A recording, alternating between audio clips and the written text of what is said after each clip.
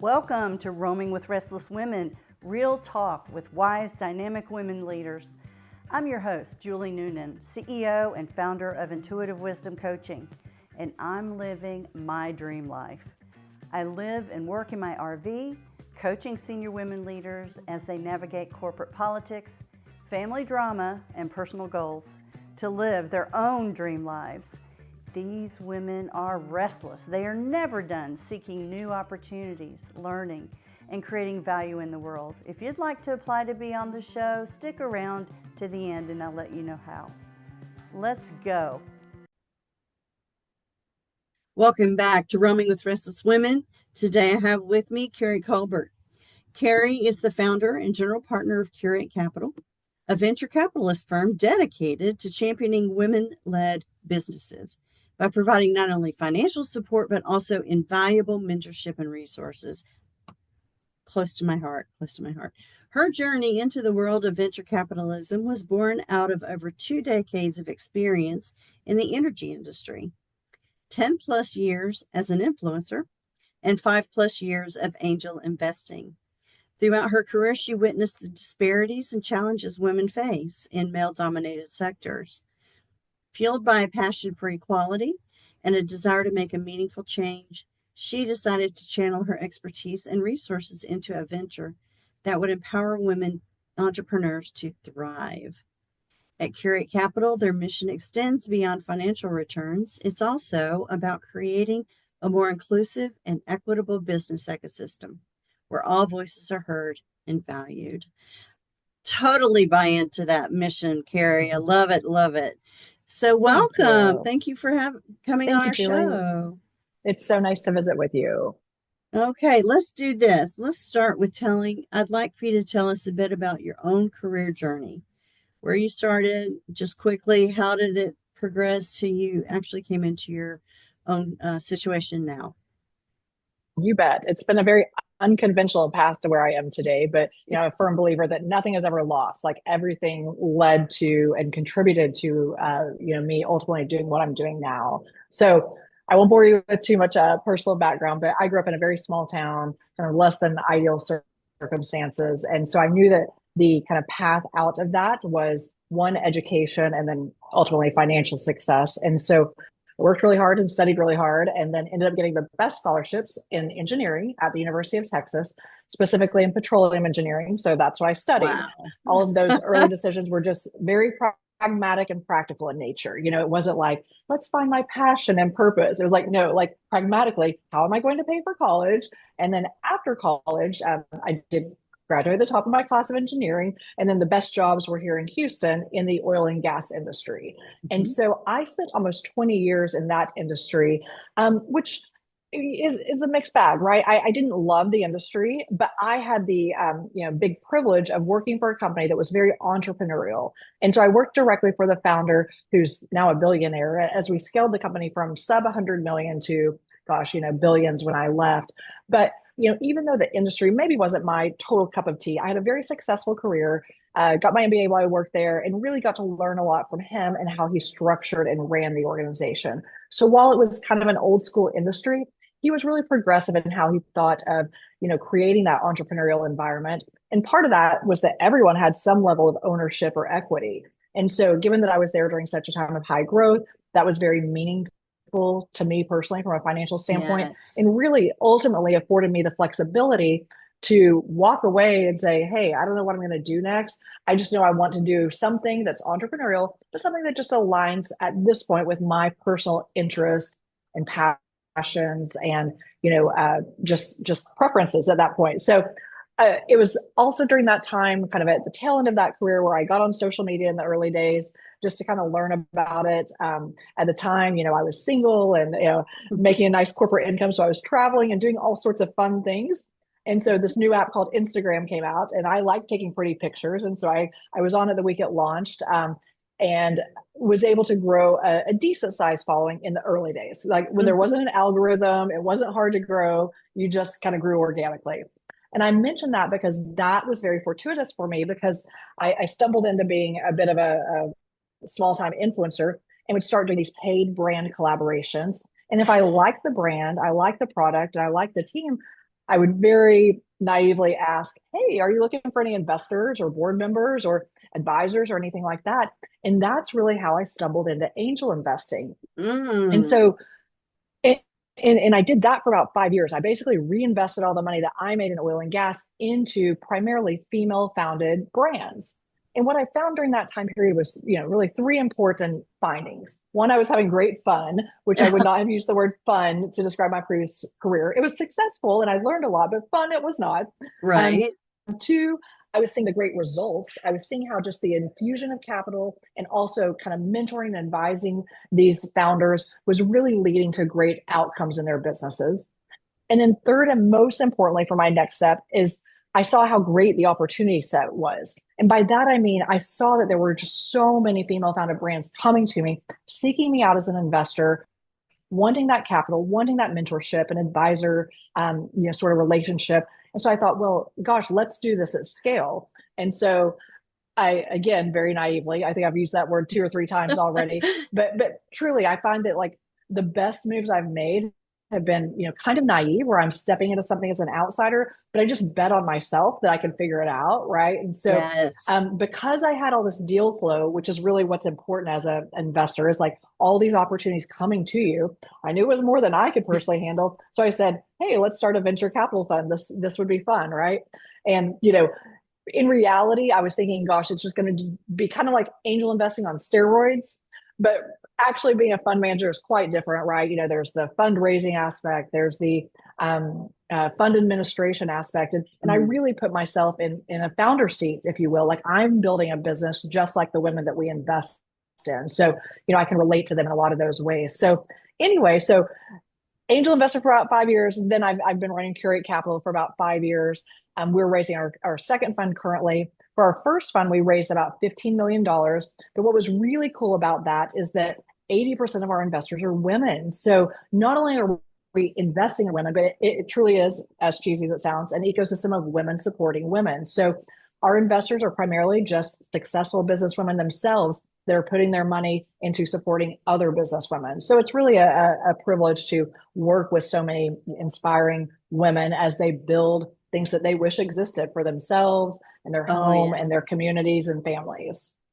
So, is the vast majority of the women that you work with, do they produce product or are they service providers?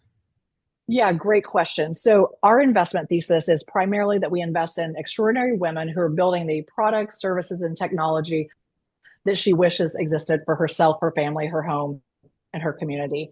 So Okay. that primarily takes the form of consumer brands. So Hmm. CPG, it could be, health and wellness, beauty, home, family, fashion, apparel. There are lots of different kind of subcategories there, but really we're just looking for, these visionary women who are building what they wish existed. So, we could kind of go outside of that thesis. It may be service business, it may be technology, but we know also that we've got expertise and skills where we can really help consumer brands grow. And that's for Mm. several reasons. But another thing that was cool about how our fund actually panned out is that we are powered by a key group of influencers. So kind of a subset, I said 80% of our investors are women, but about a third of those investors are actually these really high powered influencers who are making a lot of money promoting brands, but they're like, how do we get ownership in brands? And so we've created a way where they can have ownership through Curate in these really cool up and coming brands. And then they can use their skills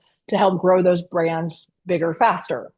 Oh, that is so cool. I love that Thanks. model. I love that model. It's really created a win-win-win scenario, right? So the influencers are not only helping grow their own investment and they're not just helping our portfolio companies grow, but actually it's accretive to our other investors, who are benefiting from having these high-powered influencers out there talking about the brands that we're investing in. That's amazing. That is just Thank amazing. you. And so, was there a trigger moment? Was there, a transformation? Was there a big, oh, wow, this sounds great. This is why I want to do this? Yeah. So as I was getting into, I was doing the influencing thing and I started dipping my toe in the investing waters and started learning about this industry and this space, the data, I'm an engineering nerd, right? So the data really shocked me. In this day and age, still less than 2% of venture capital dollars in the US go to women. Yet, Not on the other surprised. hand, yeah, exactly. But on the flip side, a lot of female focused funds lead with that, and I think it is important. But I actually like to lead with the other side, which is very good news in that study after study shows that women are over delivering. So whether you look at, per Yep. dollar invested, how much they're returning, or, just how their businesses are growing, women on the whole are overperforming. So to me, that kind of created this opportunity arbitrage because of the relationships that I had in the space. A lot of women were coming to me, so they're underfunded yet over delivering. And because of those relationships, we're able to really kind of carve out a nice piece of business for ourselves to hopefully make good returns and make a good impact in what we're doing as well.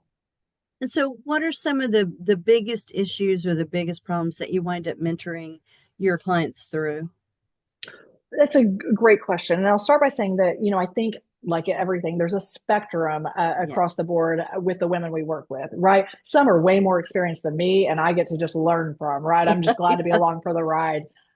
For instance, we're invested in a brand called Frances Valentine. That's a fashion and lifestyle brand that was started by Kate Spade and her best friend. So Oh, they started wow. they started the Kate Spade brand together, grew it, sold it, never thought they'd work again, but then got the itch to do it again. And so Elise, who's the CEO of that, she was best friends with Kate Spade. And, she and Katie started this together before Kate's passing. But Elise continues to shepherd and grow the brand in wonderful ways. And so that's one that, I am just privileged to work with them, to be on the board, learn from her and her team, and obviously help where we can. But she doesn't need Mm-hmm. a lot of hand holding or mentoring. On the other end of the spectrum, sometimes we are working with, say, a 20 something who has had an incredible idea, but maybe just doesn't have some of the maturity or some of the life experience or business experience. And, we try to take a cooperative approach, right? Like, I don't ever want these women to feel like we're pointing out problems or finding fault. No, Mm-hmm. it's quite the opposite. Like we're fully aligned with you, right? And we're all just trying to drive to a better outcome together. The advantage that I have in the seat that I sit in now is that I'm not focused on running one business day in and day out. I'm seeing 20 plus businesses and seeing what works, what doesn't work, and so on and so Nice. forth. So hopefully we can just kind of bring those insights in and help those women out. And then so that's one aspect. But then I think another is so many of these women, as you can relate, I'm sure, this entrepreneurial journey can be so isolating. So many of them feel Oh, alone and feel yes. like they're out here building it on their own. And I think when we're starting out in our career, there's plenty of people who will mentor us, or if you're starting your business. But once Mm-hmm. you achieve a certain level of success, it's a little harder to find those connections of people willing to be transparent and authentic and share with you, in a way to help you build your business. And so, we try to bring, other women together too, because we don't have to be an island unto ourselves. We can Mm-hmm. really work together to drive towards a better outcome. Like you and I were talking before we press record, I think it's Yeah. more collaborative than competitive in nature. Mm-hmm. And it's that whole cliche of rising tides lift all ships, and that's really the mindset we try to embrace in what we do. That's amazing. The other, one of the trends that I'm seeing, to be honest with you, are women who get into their 50s and early 60s go through a layoff, which is my story. Went through a layoff when I was 57, and I said, okay, I'm done. I'm Mm-hmm. done playing by somebody else's rules. I'm really great at what I do. I'm going to start my own business. And so Yeah. I'm hearing a lot more women in my age range, 50s and 60s, that are saying, hey, maybe I want to start a whole new career. Maybe I'm not going to be done at 65 or Yeah. 62 or whatever. I'm not done. I've got a lot more to give. I want to figure out how to do that. And sometimes it's starting their own business. That's right. And I think we're seeing that more and more with women, whether it's by necessity, through a Hmm. layoff or, Yeah. firing or something, or whether it's, by choice. I think in general, the old school corporate scenario is not necessarily conducive to women who are wanting to be mothers and be family people, Right. but still have career ambitions, right? And so I think a lot of people are looking for that flexibility. I joke that I work for myself and I work more than ever, but at least I do have the flexibility to do school Yes. pickup or drop off and, go to my daughter's, Christmas performance or whatever, right? Like, so some of those old school corporate environments that aren't adapting are really going to lose that talent, but it might be for the better anyway, because, those women are incredibly ambitious, talented, and can go create something on their own in many cases, whether that's, a podcast like you've done, or, becoming an investor and empowering other women. I think some of Mhm. these second acts are even more powerful than the first acts. It's amazing to me to see what women are doing, Yeah. without permission. Thank you very much. I Mhm. love it. Absolutely. So what's the most important value that you hold that you've seen kind of travel with you throughout your whole career in life? Yeah, I think there are a few things. People look at my career path and think, oh gosh, you were this for 20 years and now you're this, and they're not connected at all, right? And Yes. like we were talking about earlier, so many lessons carry over, whether directly or indirectly. And I think values are the perfect example. And I think I was really comfortable in my previous corporate job because so many of their values did align with my personal values. We had ownership as a value. So even though it was a corporation, everyone had equity and ownership. And so we all acted like owners because we were one. And so, I try to bring that to what I'm doing now on our team at Curate, or, those that we're investing in. Like, you need to act like an owner because you are an owner. Acting with a sense of urgency, act today, not Mm, tomorrow. We want driven people who, again, own their piece of the puzzle and act. They're not sitting around waiting on someone to get back to them. They're making stuff happen day in and right. day out. But then lastly, I'll say, I think having high character matters more than anything, and more than ever to me, right? Like, I'm too old to play games and get caught up That's in any right. drama. I mean, I was never into that, but certainly not now. And so, I think I've noticed, especially what we're doing now, that, there's going to be a spectrum of not only skill sets and expertise that we work with day in and day out, but also character. And I don't know how you teach that or how you vet it, but gosh, it certainly makes the biggest difference in the world when people do the right thing, not just following the letter of the law, but endeavoring to do the moral, ethical, right thing. And we're not always going to hit that mark, but I want to be around people that are endeavoring to do that. They're working towards that and striving towards doing the right thing by everyone involved. And how you treat other people. Yes. That's another thing that I know I look for either when I'm interviewing a potential client, or they're interviewing me. Bottom line is, how am I going to treat you, how you're going to treat me, both with respect and, candor and all of this. That, to me, that's one of those things that is at the top of my list when I look for partnerships and the ways to help in the world is the whole, you Absolutely. know, how do you treat me and how do I treat you? This episode is sponsored by me. So, as a special gift to you, our listeners, I offer a free one-on-one 15-minute breakthrough session. Bring a problem and experience how coaching works to see if it could be of value to you. Sign up for an available time on my website, intuitivewisdomcoach.com. So, what is the most challenging thing that you find being a woman in a very senior leadership position? Yeah, that's a great question. And I still think there's a lot of pressure on women to be likable, and we all want to be likable, right? But sometimes in business, there are hard decisions that need to be made. There are times you're going to make, calls that not everyone's going to like, and you've got to be okay with that, right? Because at the end of the day, if we're not making money, if we're not thriving, then I can't keep you employed. I can't keep investing in companies. And so Mm, we've got to do what's right for the company. Obviously we want to take care of our people, and we've done some incredible things to allow them to have upside in what we're building, and I want to always do that. But you're not always going to be popular when you're sitting right. in a leadership role, and that's just the fact of it. And so I've made some um, changes structurally recently to maybe protect me from some of that, where I can have someone else doing some of those hard negotiations. That's not what I enjoy, but I think that's something that we have to struggle with, right? Is like, how do we be competent, and still be a good person, but you can't always be likable. And so it's a balance there between those sorts of aspects of leadership sometimes. Right. When I was in corporate world and was at the SVP, VP level, what I found the hardest for me wasn't necessarily being disliked because of the decisions I had to make. It was being disliked because of the position I was in. And that, Yeah, there was that that too. jealousy factor. That bothered me more than having to actually have the hard conversations. Yeah. And frankly, I'll say that I think we as women on the whole need to do a better job. I think some of the jealousy stuff, some of the undercutting one another. I mean, this is not the politically correct thing to say, but I think some of my worst experiences have come with other women. Not in general, but there's some bad players in there that have certainly, shaped my career and taught me lessons, some the hard way.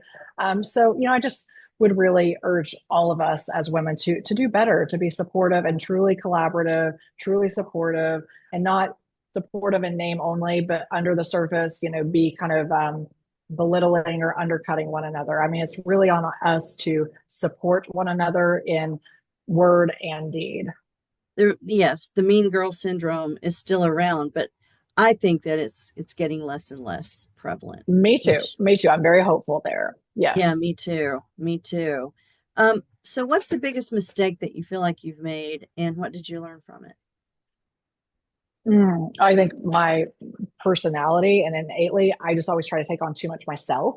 And sometimes it's like I have certain standards of excellence, and sometimes it's harder to like hand it off and teach someone to do it than just do it myself in the short term. But that's not a sustainable way to grow and thrive. It's not good for my, long-term sanity and mental health, and it's also not good for scaling an organization. So, one book that made a big difference for me in that regard was the book Who Not How, and it really talked about how, if you're struggling with a task, well, maybe you're not the who to accomplish that, right? Like you don't have to know the how to everything. You just have to know the right people to get plugged into the right pieces. And so sometimes it can be hard to scale an organization to take that leap and hire someone else, or, to hand off an important task to someone else. But really getting comfortable with that is such an unlock for us as women in business, because we're always juggling so many priorities, business, family, home, kids, all the things.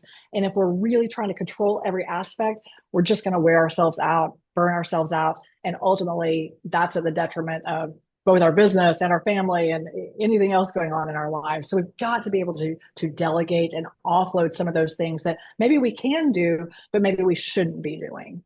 Right. And I agree with you. I think a lot of times, women, when I hear women discussing that very issue, it's not that they don't like to do the thing, it's that they do like to do it. But it's Yeah. really not from an ROI perspective, it's not really profitable for them to be doing it. Somebody else could do it Yeah. better, It's not faster, the cheaper. highest and best, right? Not highest and Yes. best use of our time. Yes. Tremendous. Yes, exactly. So, what words of wisdom, if you were given the stage and you had, you know, um, a, a whole auditorium full of junior women leaders, very ambitious, very talented and intellectually brilliant, what words of wisdom would you give them? Great question. I think number one, I would encourage people to uh, not espouse this work smarter, not harder early on. I see a lot of people, later in your career, that's fine, but you've got to put in the work. You've got to work hard to then down the road be able to figure out what's smarter, not harder, right? Like there is just nothing that beats actually putting in the reps. And you may be doing work that you think is below you or too monotonous or whatever, but you've got to do that. You just do early on. I really think you've got to build up those skill sets. And then, later on in your career, you'll be at a point where you can figure out what you want to do and don't want to do. But that's a luxury that comes down the road when you've proven your value, when you've developed your skills, that will come. But I think too many people are looking to skip that phase of just hard work. I mean, sometimes you do just have to grind some. And that's not saying you should sacrifice your well-being and all that, but like there is something to be said for just Mhm. putting in the work and figuring out what you're good at, what you're not good at, what you like, what you don't like. And then further down the road, you'll be able to piece together your ideal position, whether that's within a corporation or your own business. You'll figure all that out, but it takes just doing things to figure that out. right? You can't skip that step. And then secondly, I would just say, embrace that collaborative mindset, collaborate over competition. I admittedly was, a nerd, very intelligent, book smart, top of my class. And early on, I think I had this mindset that like, hey, I'll just put my head down and my work will speak for itself. And that will certainly carry you a certain distance in your career.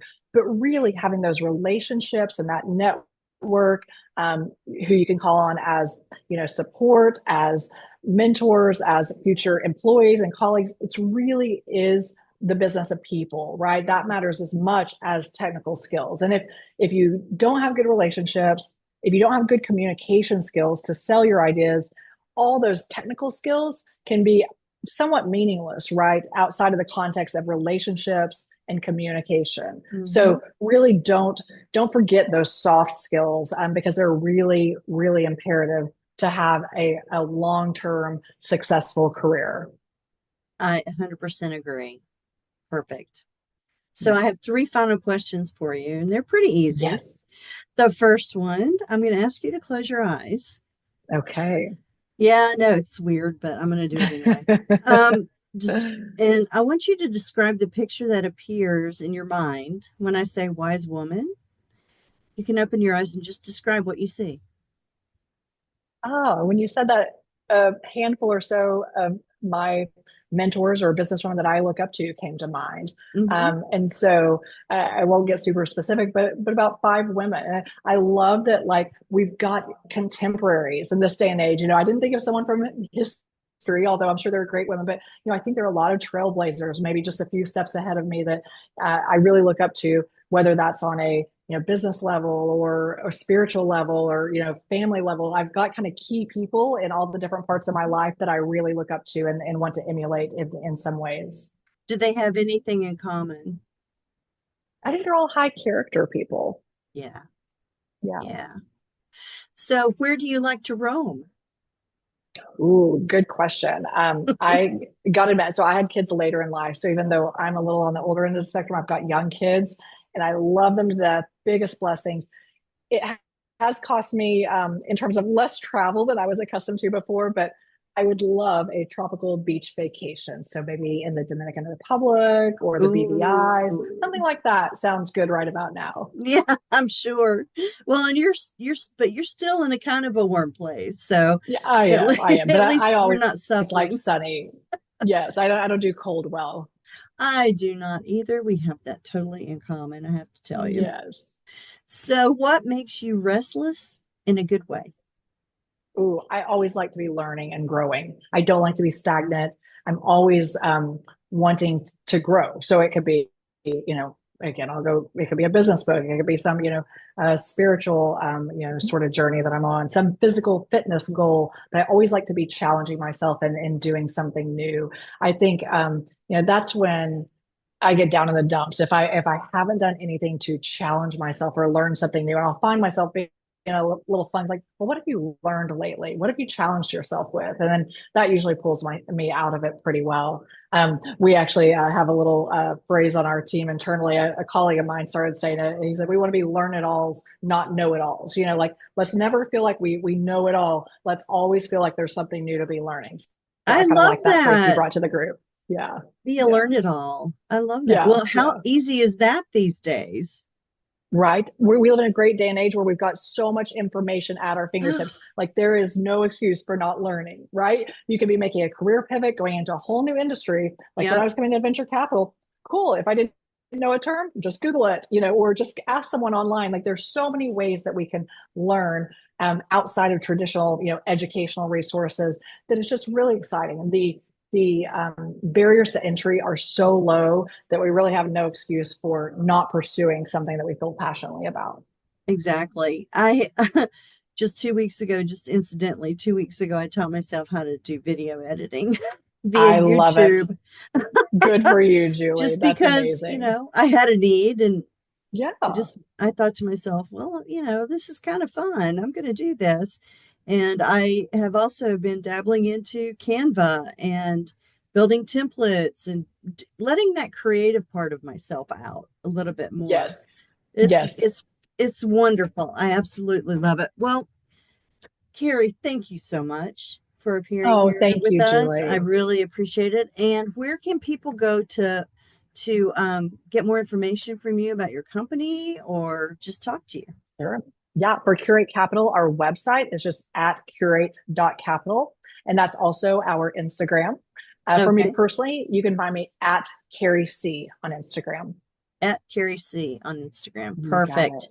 All right. Well, I'll put that in the show notes. And folks, please take advantage of the opportunity to learn more about Curate Capital and about Carrie. Talk to you Oh, soon. thank you so kindly. Julie Noonan here. Thank you so much for listening to Roaming with Restless Women. If you're a successful senior woman leader who would like to be on this program, please visit podcast.intuitivewisdomcoach.com. If you enjoyed this interview, please share this episode on social media and make sure to subscribe so you don't miss any future episodes. Your thumbs ups and reviews go a long way.